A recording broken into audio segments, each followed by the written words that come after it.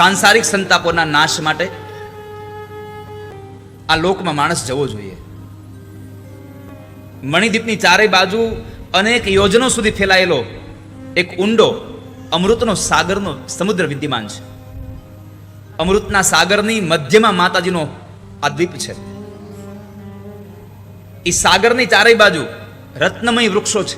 વૃક્ષો ઉગે પણ રત્નો થાય છે. એમાં ઉત્તર દિશામાં લોખંડની 7 યોજન વિસ્તારવાળી એક ગગન સ્પર્શી દિવાલ છે. માતાજીનો જે કિલ્લો છે એના પછી એક સમુદ્ર છે. સમુદ્ર પછી અનેક એવા વૃક્ષોનું જંગલ છે અને એ જંગલ પછી 7 યોજન સુધી ઉપર જાય એટલી દિવાલ છે. લોખંડની દિવાલ છે. દક્ષ આદિ નાનાવિધ યુદ્ધ કલાના પારંગતો તેમાં રહે છે. આ પરકોટમાં મીઠા જળનું સરોવર અને બગીચાઓ છે. આ લોખંડના પરકોટાની આગળ કાંસ્ય ધાતુનો એક મંડલાકાર પરકોટ છે. કાંસાનો એક પરકોટ છે. તેનાથી આગળ ત્રાંબાનો પરકોટ છે. 7 યોજન ઊંચાઈ છે. આ પરકોટમાં જે પુષ્પ આવે એ વૃક્ષને તેની સુગંધ 10 યોજન સુધી લઈ જાય છે. પુષ્પોની સુગંધ પણ 10 યોજન સુધી લઈ જાય.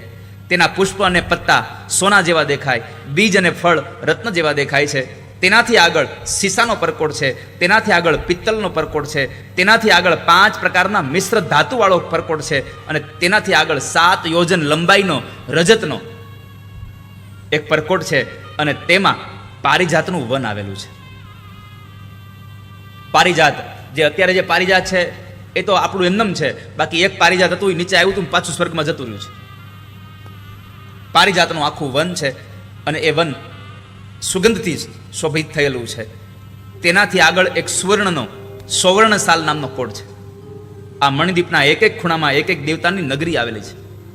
હવે તમે વિચાર કરો કે માતાજીના એક દ્વીપમાં એક એક ખૂણામાં એક એક દેવતાની નગરી છે. હવે નગરી તો નાની હોય નહીં આની.